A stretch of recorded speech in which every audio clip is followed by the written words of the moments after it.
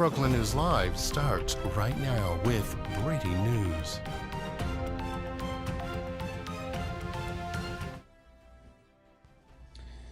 Good day, good to be with you. There is a lot of news breaking right now. It is good to be with you though, because we are following all of those stories. I'm Jackson Mitchell. Today is Thursday, February 5th. It is currently 2 p.m. here Central Time. 12 p.m. over on the West Coast and 3 p.m. on the East. We want to get right to the breaking stories first. We're going to start you off just moments ago at the White House. A press briefing was held. We will air that, at least a portion of that, coming up here in just a moment. We do want to start first with, again, as we've labeled it, the news that is breaking. The Pima County Sheriff's Department holding a press conference earlier, really just last hour, updating all of us on the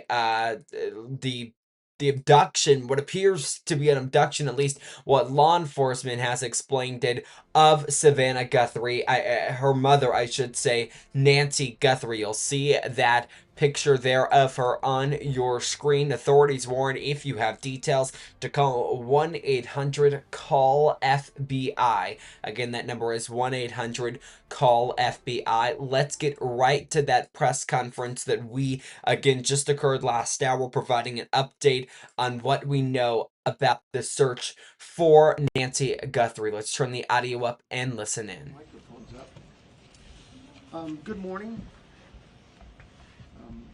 I hope you've been kind of informed of the rules. I'm going to try to get as many, if not all of you, an opportunity to ask a question.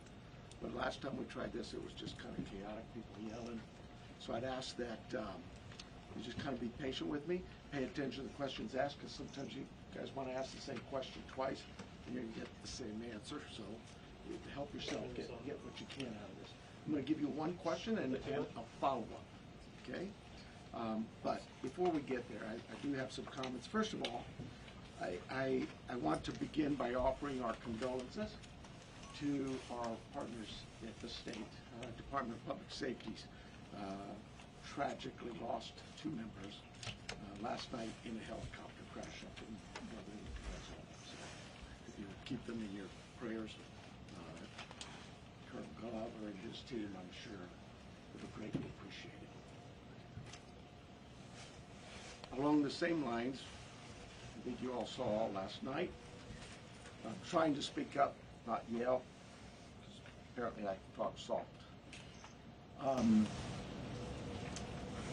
We saw last night the family, they just hurt, understandably so. And so I really want you to know this entire team here, those behind me, and our community are hurting with you. We really just want Mom back, okay? Right now, we believe Nancy is still out there. We want her home. Our department, the Sheriff's Department, along with all of our partners at the FBI, have been working around the clock. And we just want her home and find a way to get to the bottom of all of this, just as you do. But I have other partners out there who have stepped up, and you've probably noticed them in the last few days, if not the last few hours, and you're going to see more of that. I made a decision to contact our PCRIT team, and those of you not local, that's our Pima Regional Critical Incident Team. It's made up of law enforcement officers from this entire valley.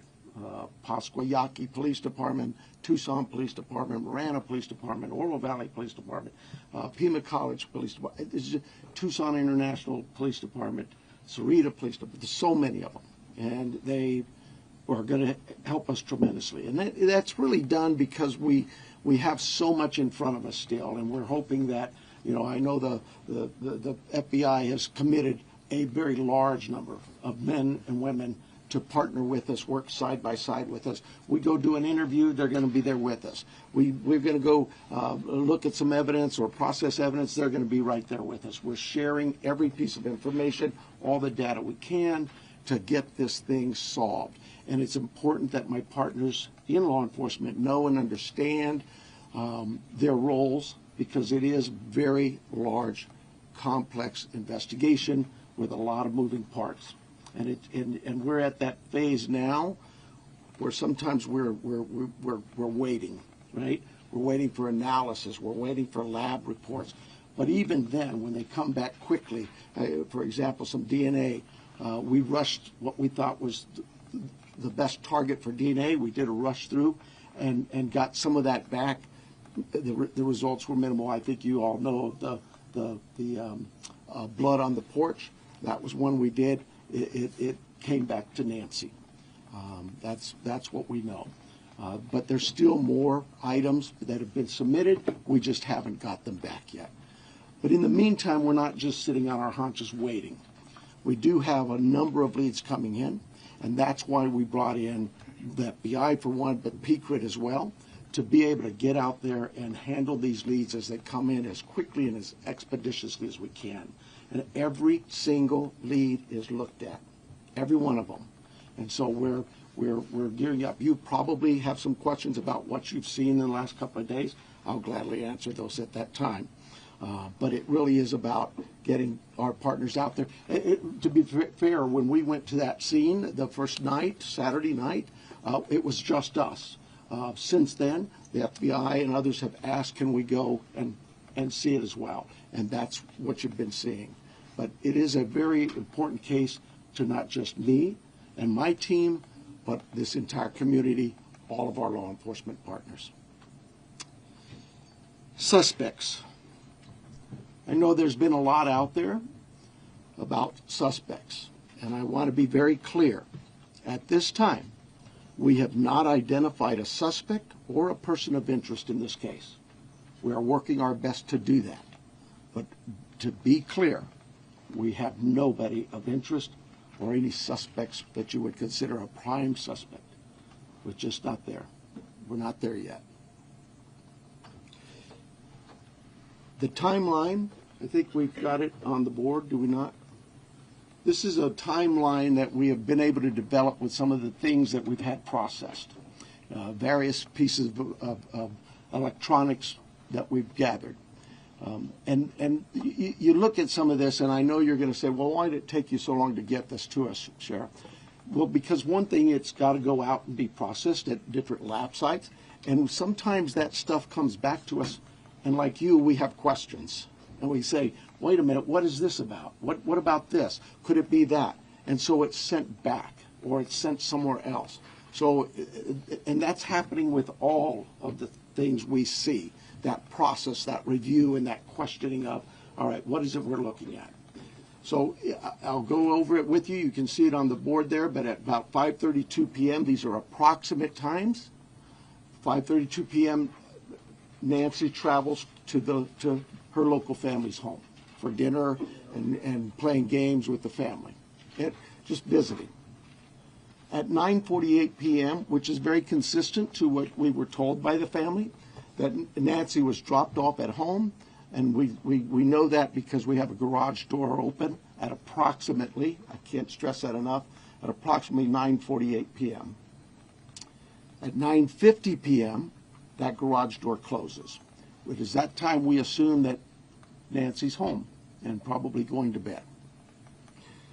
Sunday morning, early morning at 1:47 a.m., the doorbell camera disconnects.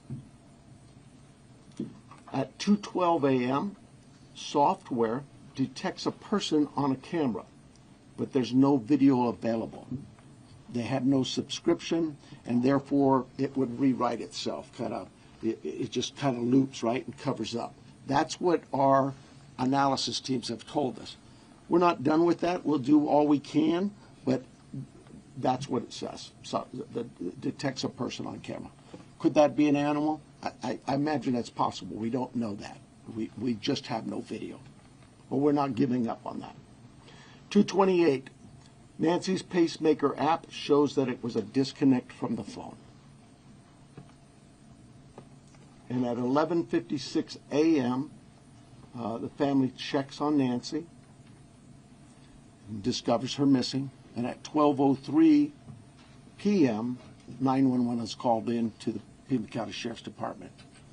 I believe it's about approximately 10 minutes later, 12 minutes later, our patrol teams arrive.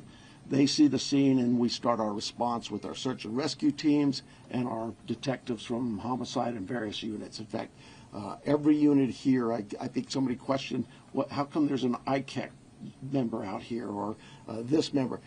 Everybody in our criminal investigations team is a part of this team and part of this investigative effort. I think with that, let me make sure.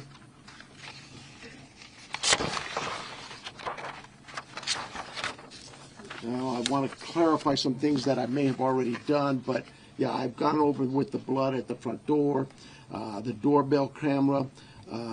It was removed, we know that, but we're not confirming that any cameras were smashed or destroyed around the house. I don't know where that came from, but that's something we're not confirming. The car, the car that was at the home, it's just standard investigative practices. It's part of the search warrant scene, court orders. We pull it out of there and do our scene processing with the vehicle. Uber, we did speak to a driver because Nancy, we learned, had been taking the Uber to the family residence, the daughter, for dinner, and we located that driver and spoke with them and got that information. The house, you guys got this, I think, conducting follow-up. I think you said somebody had mentioned that they saw a team out there again last night or yesterday, and that's just, again, what I was talking about before. Our partners wanted a chance to see it and examine things themselves, and more importantly, it's just we're constantly following up on things and go, hey, what about this? So we want to go back and check on some things.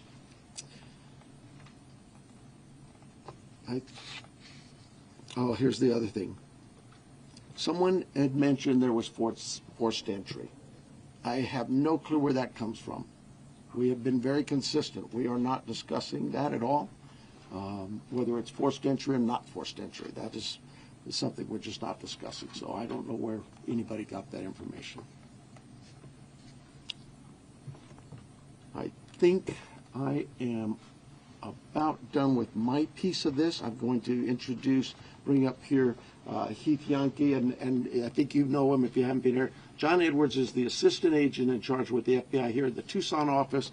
Heath Yankee is the special agent in charge for the state of Arizona out of Phoenix, and he will come up and speak.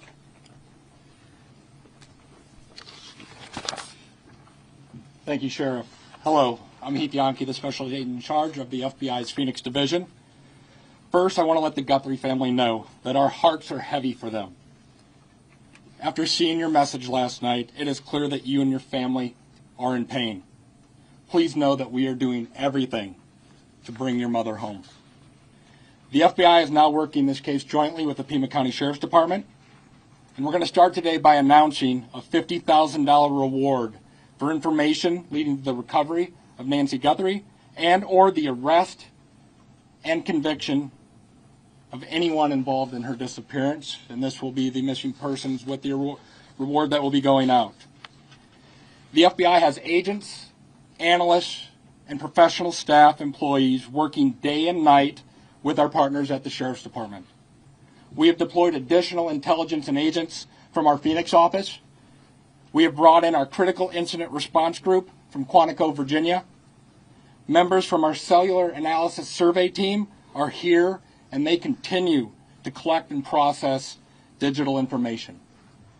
We are actively reviewing and analyzing information from all digital sources, which includes banks, social media companies, phone companies, and any other organizations where a digital footprint could have been captured. All this information provides data points and helps put the picture together. And we will be in the community continuing to conduct a thorough investigation with our partners. You heard about us out there last night. We will be back out there today. I would ask the media, give our investigators the space to do their jobs while they're out there. Next, regarding the ransom letter. We are aware of a ransom letter that was sent to the local media and then to national outlets. As with every lead, we are taking it seriously. We are in communication with the family, and while we advise and recommend from a law enforcement perspective, any action taken on any ransom is ultimately decided by the family. Thank you to those in the community that have called in tips. For anyone out there that may have information, no matter how small you think it may be, please report it. You can do so by calling 1-800-CALL-FBI or online at tips.fbi.gov.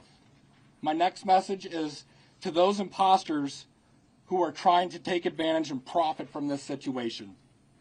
We will investigate and ensure you are held accountable for your actions. We have made one arrest related to an imposter ransom demand, and a complaint will be presented to a magistrate judge later today. You will get more on that from the FBI and our U.S. Attorney's Office here in Arizona when it becomes available. To anyone that may be involved, do the right thing. This is an 84-year-old grandma. This is an 84-year-old grandma that needs vital medication for her well-being. You still have the time to do the right thing before this becomes a much worse scenario for you. Please return Nancy home. Thank you.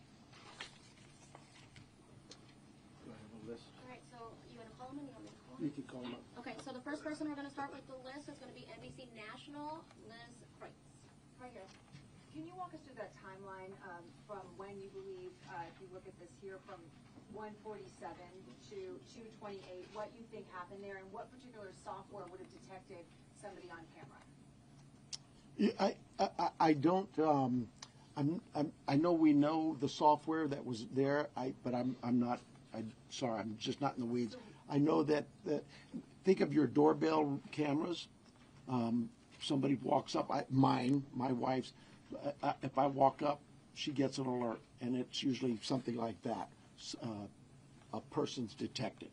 So to understand then, one, does that mean that it was about a 45-minute span that the suspect or suspects would have been on the property? And then also, does this essentially mean that you cooperated with the tech companies and you can officially say that no surveillance video is available from the home? We know that the tech company that we sent that camera off to, yes, they've said they've run out of ways to recover any video. Next person's going to be ABC News, Aaron Katersky.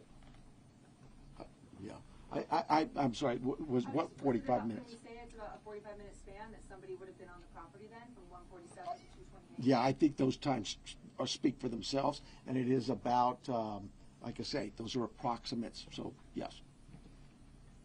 I'm sorry. Who was next? Did you say? Aaron Katersky, ABC News. Hi, Sheriff. Thanks very much. Is there information that you are purposefully withholding because of the active investigation that might be leading you in a particular direction? You know, this is no different than any criminal investigation that we conduct here. Law enforcement has conducted investigations since 1865 here in Pima County. We're always mindful of what it is that's in front of us and what we should release and can release. There's legal guidelines that guide us, but there's also strategy too. So, you know, I'll leave that for you to determine.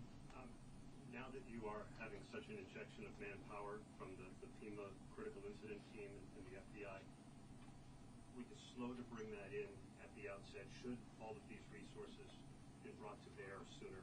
I guess that you know, it's Monday morning quarterbacking. I do it all the time, so you have the opportunity to do it for me. I'll take that hit. CBS News, Jonathan Vigliotti. Sheriff, over here, has there been any proof of life, and has there been any sign of life? I'm going to, anything to deal with the ransom notes and that, I would defer to the FBI, but no, to my knowledge, we're still looking for Nancy. And for my follow-up question, if I can speak with the special agent, what was it about this apparent ransom note that now 3 days on you first haven't been able to validate, and second, it warranted So the ransom note that was sent out there, obviously every lead in this case we are taking extremely serious. But not Given everyone is presented to the family. Why this one? because this was the ransom that came in and it had facts associated with a deadline, with a monetary value they were asking for. So at that point, What were some of those facts, if you can, because there's been a lot of speculation, as you know, if you could set the record straight. yeah, the ransom itself, one talked about an Apple Watch and one talked about a floodlight. We're not going to go into specifics. It's very important that we keep this investigation moving forward, and we don't want to put more facts out there that others then can use to try to profit from this. CNN, next, CNN, next, Ed Lavandera. Hey, Agent, I want to follow up with you real quick on that. There have been, as far as we know, I think 3 ransom notes so far, 1 arrest. Are they all different? Do you think there's different authors behind all of them, or? So the one that went to the media is the one we are currently investigating and working on. The imposter that I talked about, where an arrest was made early this morning, that there will be more information. We believe there's no evidence to connect this to Nancy's case. It was someone that was trying to profit from it, a total imposter. And Sheriff, you started off the press conference by saying you believe that Nancy is still out there. Do you have reason to believe that she's still out there alive, or are you fearful of the worst case scenario here, that she won't be found alive? Well, I'm certainly fearful of that. I think we all are. But it is we operate from a position that until we know she's out there, she's alive, and we're going to continue thinking that way until we find her. Fox Digital, Mike Reese. Yeah, sir. Michael Ruiz from Fox Digital. Sheriff, you said you've identified no suspects. Have you ruled out anyone she was with on Saturday night? You know, we've talked to so many. I'm sure that my investigators have feelings about this one's clear or this one isn't. But no, I wouldn't say anybody's ruled out yet, because what if I rule you out and then later I learn something else? No. So my follow-up, you mentioned that you don't know where the reporting of a forced entry came from. Do we know how whoever did this got into her house? That I would not discuss with you anyway. Fox News, Paul Morrow. Question for Agent Edwards, if I may. Agent Edwards, will the Bureau be submitting the DNA for investigative genealogical investigation relative to maybe hitting a relative, somebody, if you will? I would say the DNA aspect of this case is being handled by the Pima County Sheriff's Department right now. However, should we get to that point, yes, that would be an option for the FBI to assist. And a quick follow-up, does the ransom note that you're working establish any communication protocols in it? No, it does not. And that is what I think is important, that if someone has Nancy and is demanding the ransom, that there is communication with the family. We talked about there has been no proof of life, and there was no other demands within that letter. So they're still waiting for communication. ABC affiliate, Ashley Holden. Right here, Ashley Holden. When you say the doorbell camera was disconnected, do you believe that camera was taken? We do not have it in our possession. We've not located. And then a follow-up. I know that we've been hearing a lot about ransom notes. We were also hearing in that video that was put out by the Guthrie siblings, and I don't know if this is a question for the FBI or yourself, but the challenges of seeing an image and knowing that it's real. Could one of you address that? Has the family received correspondence, any images, videos? So we're not going to go into facts regarding this part of the investigation. I think part of that message was, with AI these days, you can make videos that appear to be very real. So we can't just take a video and trust that that is a proof of life these days because of the advancements in AI and trying to actually get a proof of life that we can verify. But we're not going to go into anything the family may or may not have received. KOLD, Catherine Patterson. So, in regards to a timeline on that. Alrighty, there, a press conference held earlier today by the sheriff of Pima County. There you see him there, Nanos. and the FBI providing an update on the case of Nancy Guthrie. We will continue to follow this, that is for sure. In time now, 2:24. Still good to be with you, of course. Tips on Nancy Guthrie can be reported at tips.fbi.gov and by calling 1-800-CALL-FBI. That is where tips on the findings, the tips can be reported. If you have anything about Nancy Guthrie, report it there.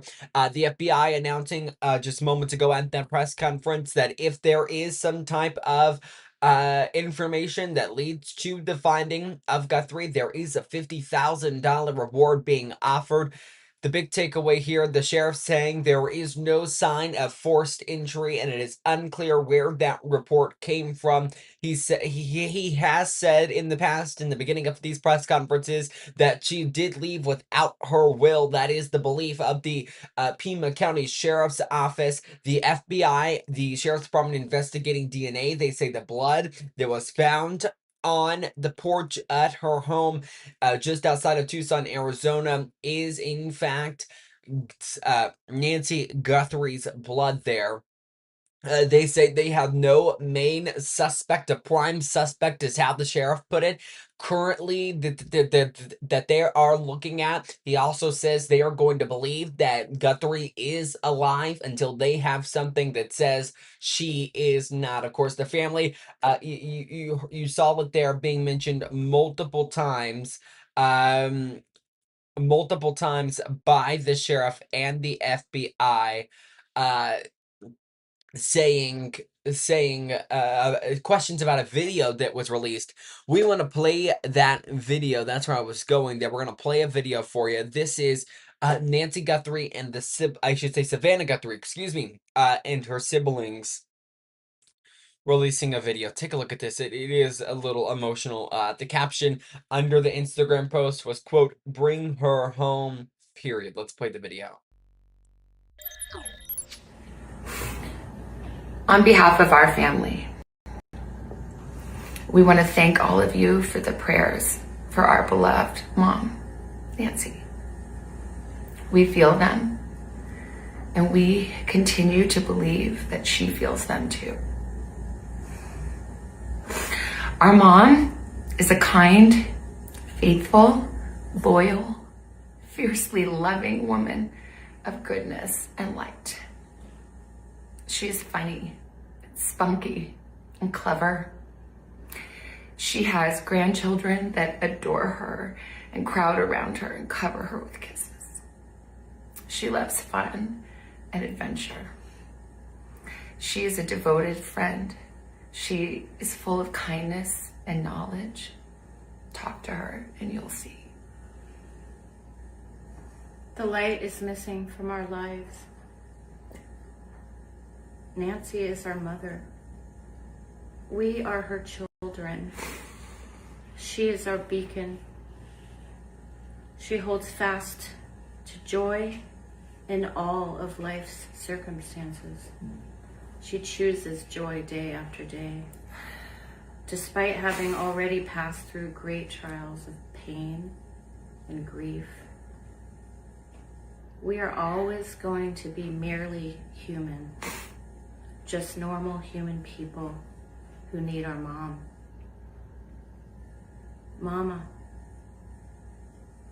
Mama, if you're listening, we need you to come home. We miss you.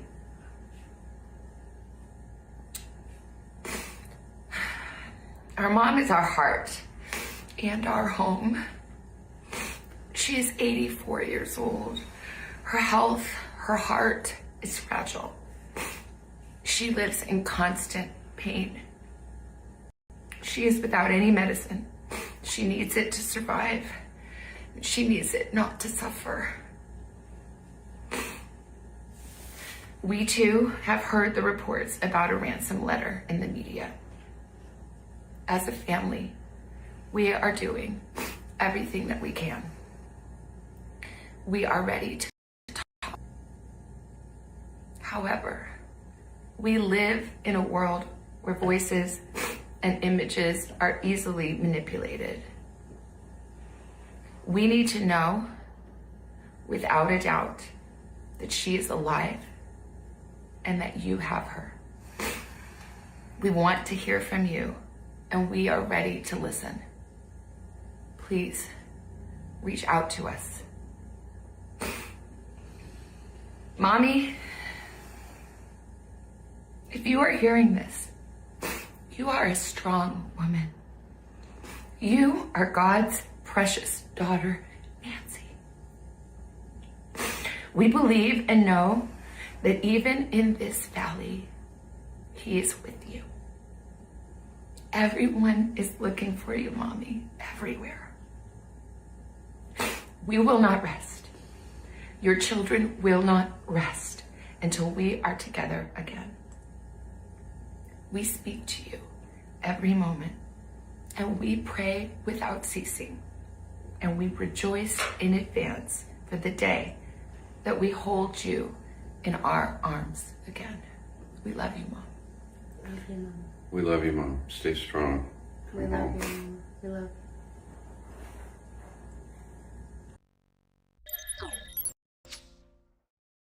The video is starking. It's hard to watch.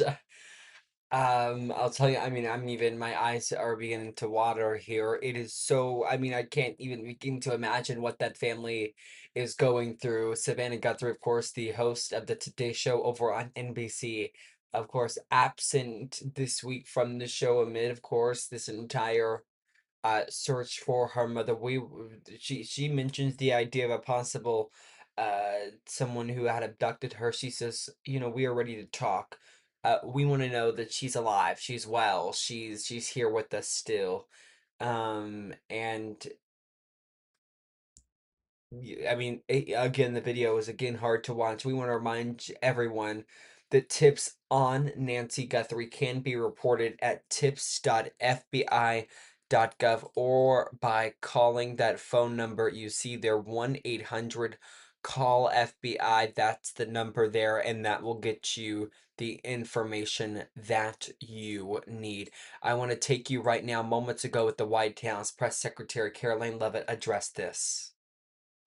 Wow, we have a very packed room here today. Thank you all so much for showing up and for joining. I apologize for the delay. The president and I were watching the press conference about the search for Savannah Guthrie's mother, which is just a heartbreaking situation. The president, as you all know, spoke directly with Savannah yesterday and told her that the federal government is here to help. Any requests that are made by state and local officials in the search of Miss Guthrie will absolutely be accommodated. I spoke with the FBI directly about that today as well. And our hearts and our prayers are with Savannah and her entire family as they search for her dear mother. I also have a quick scheduling announcement for all of you. Tonight at 7 p.m. during prime time, President Trump. Alrighty, that is White House Press Secretary Caroline Leavitt addressing this. What we're going to do right here on Brookland News Live, take a quick break. When we come back, we'll dip back into the White House press briefing. It was ending right as we were coming on the air, but we did want to get to, of course, the news that everyone's wanting to know more about the case of Nancy Guthrie. We're going to bring you that, again, that full press briefing, I should say, coming from Caroline Leavitt here in just a moment. But first, we're going to sneak in a quick break. More to come right here on Brookland News Live.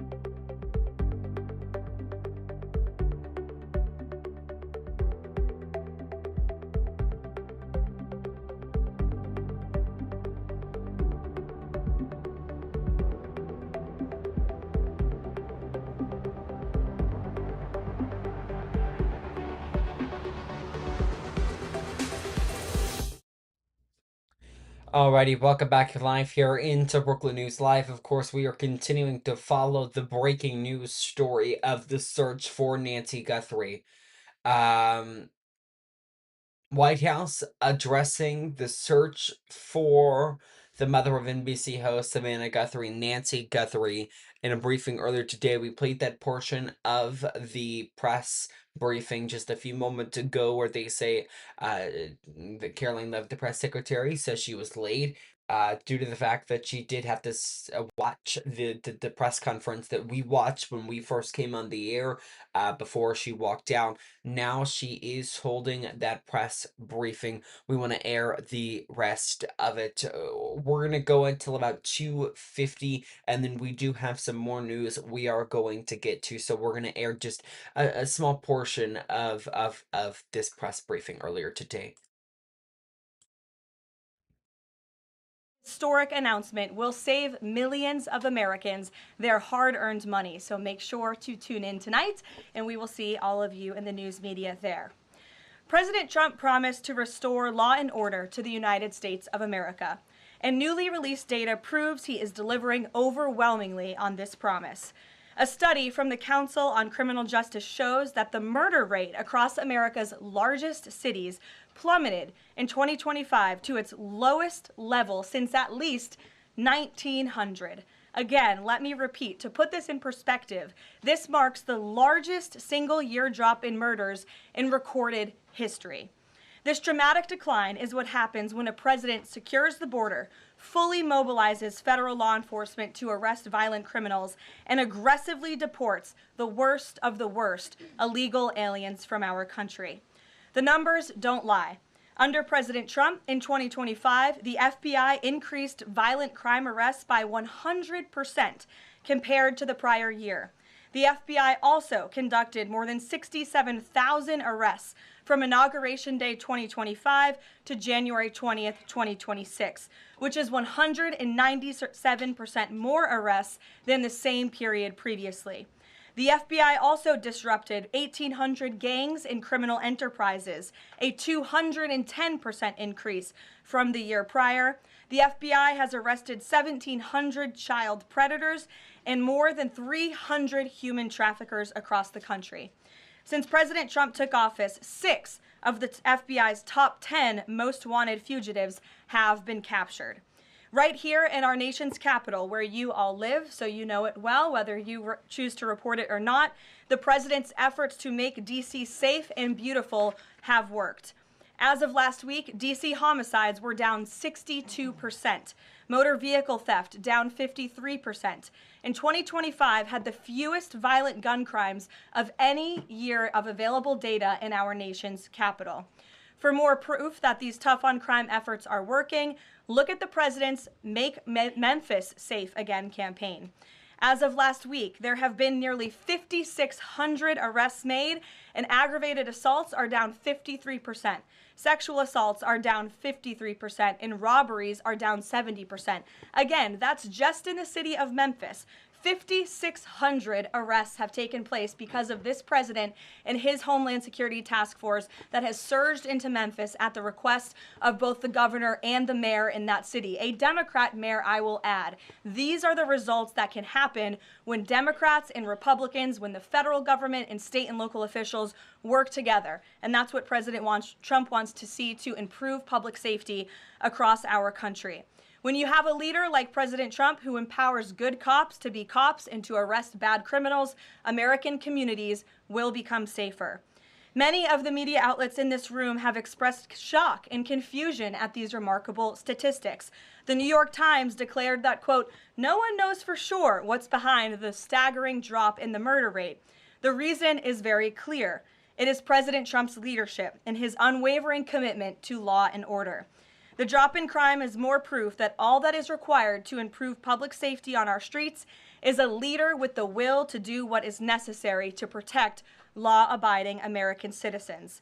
The terror and chaos that was unleashed under Democrat rule is a choice. Okay, I know we just broke into this, but we do have some breaking news we want to get to right now out of Los Angeles. We're learning that 7 are injured after a crash into a Westwood grocery store. You're taking a look live right now at that scene. We are working to get you guys details. What we do know, according to KABC, who this live shot is coming from here, you see some type of, we're going to kind of describe this shot here, but you do see some type of possibly a white sheet blanket, something possibly, we don't know, maybe over a person. We can't quite tell from this live shot, but what we do know is 7 people are injured after a car crashed into a grocery store. People were trapped under the vehicle according to KABC, and we do know multiple people are injured right now. We are following the latest developments on this. We are going to continue to monitor this, but we did want to bring you a live look at this scene coming into us right now from KABC. If we get any more updates than what we do know right now at this moment, then we will bring that to you.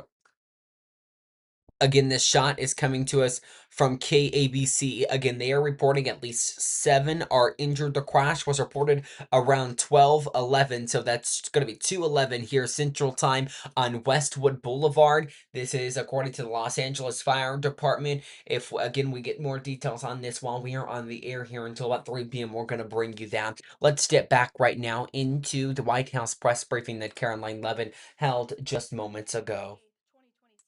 This example shows you how many criminal illegal aliens have been roaming American streets freely because of a lack of attention to this matter from the previous administration, and President Trump is cleaning up their mess. A Cuban national and blood gangs member convicted of multiple homicides and robbery. ICE arrested him on October 27th and removed him on January 6th, 2026. Arresting and deporting these types of illegal criminals is precisely what the American people voted for. And despite desperate recent attempts by Democrats and those in the media to undermine the president's deportation agenda, these efforts are failing. Brand new Harvard-Harris polling shows overwhelming support for President Trump's efforts to protect law-abiding citizens from criminal illegal aliens. Nearly 8 in 10 Americans say criminal illegal aliens should be deported. A solid majority also support deporting all illegal aliens, regardless of additional crimes. And more than 2 in 3 Americans back the Trump administration's common sense requirement that state and local officials cooperate with federal authorities and work to hand over criminal illegal aliens in local jails for swift deportation. Finally, to prevent another invasion of millions of illegal aliens from happening again, President Trump and Secretary Noem delivered the most secure border in American history. 0 illegal aliens were released into our homeland over the past 9 months. This is a truly remarkable achievement. Again, 0 illegal aliens released into the country in 9 months. This is staggering, and it deserves more attention from all of you. Overall, Customs and Border Protection recorded the lowest total encounters in agency history.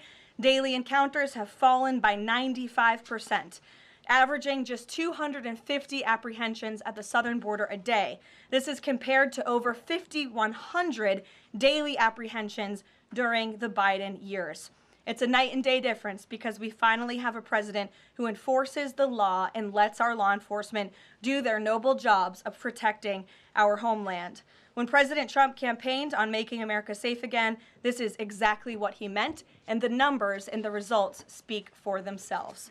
With that, I will open it up to questions today. We're going to start with Daniel Baldwin from One America News, who is here religiously covering the White House beat every day, so it's good to see you in a chair instead of standing up today. Daniel, thanks for being here, and why don't you kick us off? Thank you, Caroline. It's an honor and a privilege to represent One America News in the new media seat. First question on that DHS funding bill. Funding runs out in the better part of 8 days or so. Democrats, at least verbally, are very dug in. What does the White House believe their end goal is when it comes to this funding fight, when it comes to immigration policy at large? What is their end goal when they're dug in a position like this at this point in time? Well, the president has 2 end goals. One is to obviously keep the government funded and open, and that includes the Department of Homeland Security, which does not just touch upon ICE and Border Patrol, but also FEMA, the United States Coast Guard, the United States Secret Service. These are brave public servants who work to protect our homeland. The president wants these individuals to get paid.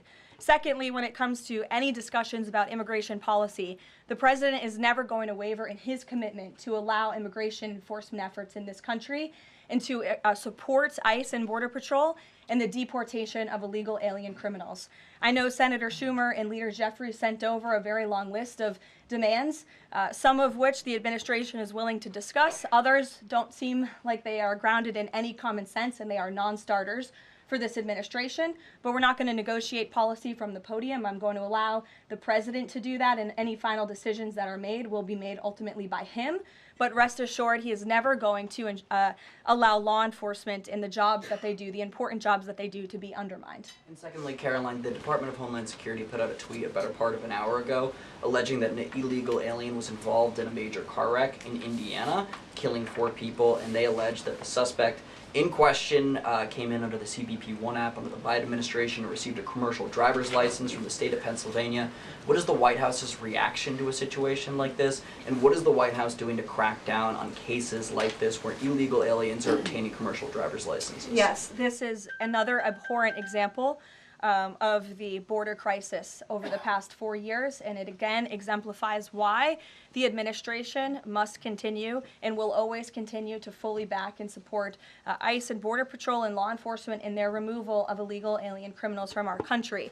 For those who don't know, and all of you should report on it, 4 Americans were tragically killed and lost their lives this week yet again from an illegal alien, an individual who was paroled into the country by the Biden administration using the CBP-1 app, which they created like it was a magic pass for Disneyland. That's not how immigration in this country should work.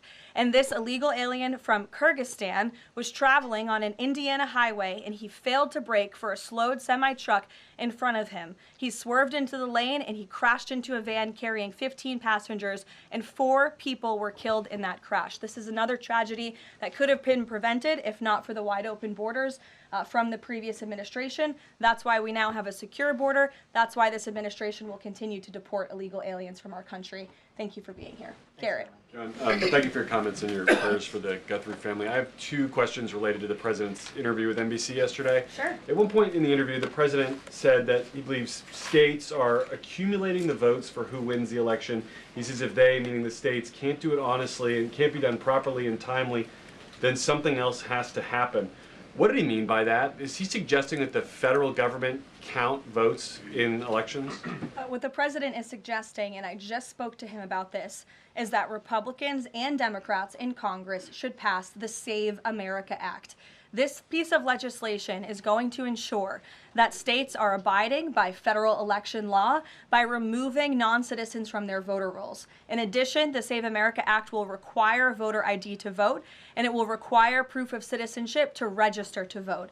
These are very common sense policies and proposals that 89% of our country agree with. So that's what the president is talking about. Again, I just spoke with him about this, and he's calling on both Republicans and Democrats to send the Save America Act, to pass it into law and to send it to his desk as quickly as possible. To be clear, the SAVE Act doesn't say anything about who counts votes, which has always been a state, a local, a county function.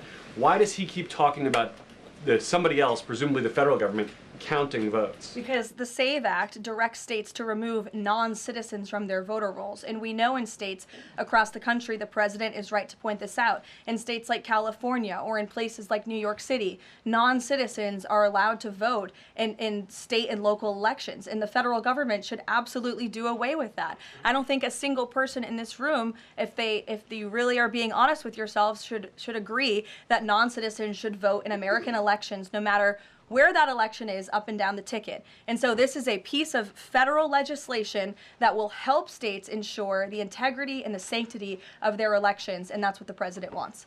Peter.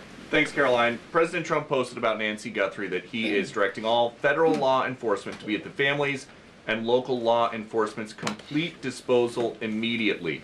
What should we expect to see from the federal government in coming days in the search to find Nancy Guthrie? It's a very good question, Peter, and it's why I was on the phone with the FBI earlier this morning to ask that. And what they told me is that the FBI, again, is at the disposal of the state and local government. Whatever personnel or assets or resources that the state and local authorities and police need will be granted to them at the direction of the president, the FBI director, and the attorney general. A different law enforcement issue. The FBI. Alrighty, just heard that wanted to keep listening in for the press secretary there to answer the question on Nancy Guthrie, of course, as the search for her continues. The video, I should say, yes, the video we're going to continue to play here showing you her face there. You see it now on your screen. Tips for her can go to 1-800-CALL-FBI or tips.fbi.gov. We're going to sneak in a quick break right here on Brookland News Live. Of course, we are continuing to monitor this scene happening right now in Los Angeles. We're following, again, 7 injured, we're learning seriously injured within the last few moments on Westwood Boulevard. You see just the number of ambulances and personnel there on the scene. We're continuing to follow this developing scene. More to come when Brookland News Live returns.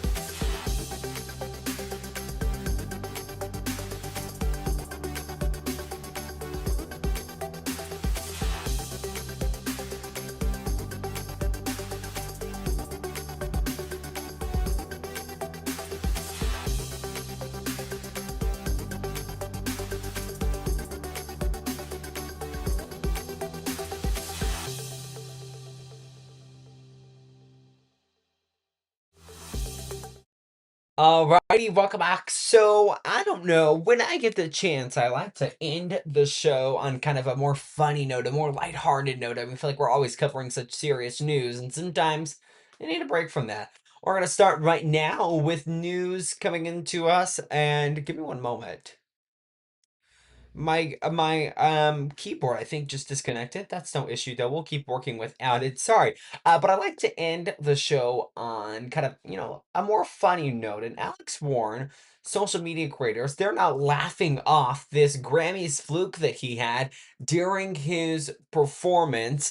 He was performing at the Grammys, and this is a video from him, actually, talking a little bit about this. This is the TikTok video he showed, laughing off the flute. Take a look.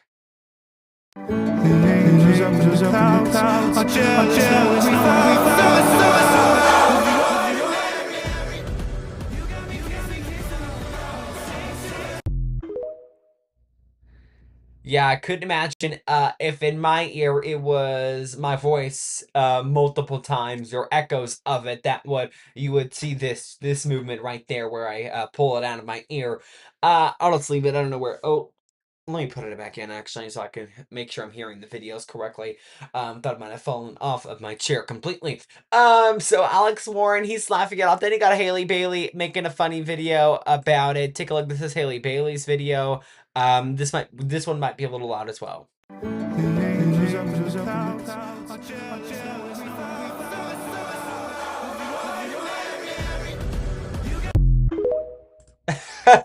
There's Haley Bailey's video making some jokes about it, saying me if I was a musician because I get overstimulated way too easily. I get that one. When there's a lot of noises going on. So if I'm trying to work on something on my computer and I'm watching a video on my computer, and then this TV, usually when I'm off the air, it's going audio up.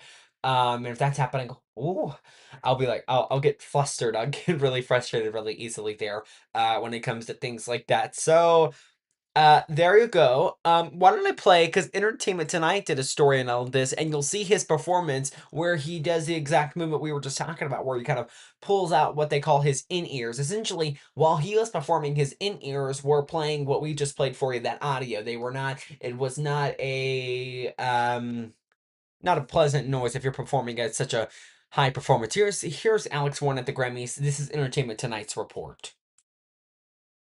Overwhelmed.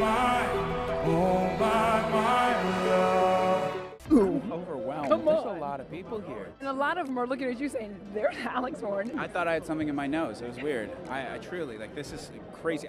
I take one look at you, you're taking me out. Your song, Ordinary, has broken almost every record. It's been this weird dream where I've just, like, woke up and it sounds so cheesy, but it's so true.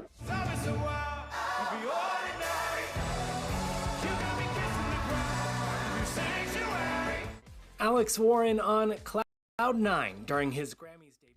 All right, I'm going to turn it down because I'm going to skip through it just a little bit until they show his performance. They're going to show another piece of his performance when he takes out his in-ears, and that's the part of this that we are waiting for. There you go. Is it still fun to sing it? Yes, oh my God, it's my favorite song to sing.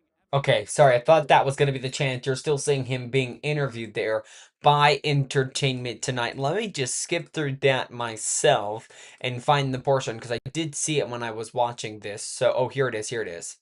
One moment. Okay, let's play it at this portion. And yes, the romantic ballad was getting the crowd in the mood, including Jelly Roll and his wife, Bunny XO, who were caught on camera sharing this super sweet moment right before he won a Grammy.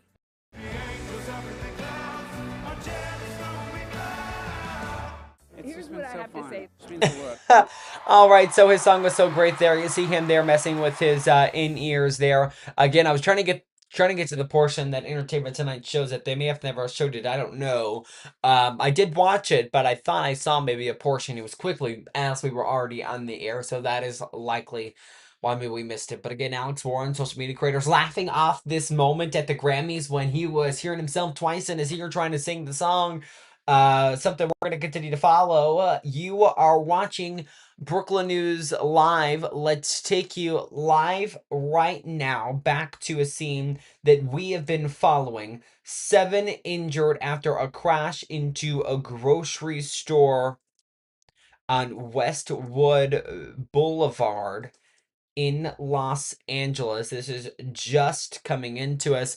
Therefore, we want to show you the live video coming into us from KABC. We're learning right now from the Fox station there that there is at least 2 dead, again 7 injured. A car crashed into that grocery store you see there. We know people were trapped under the car. I was listening to a report while we were watching the press briefing, and we know from a report that there were people trapped under the car, 7 injured upon the immediate response by the fire personnel, the Los Angeles Fire Department. We will continue to bring updates, but again, the Fox station, they're now reporting 2 are dead. So 2 dead.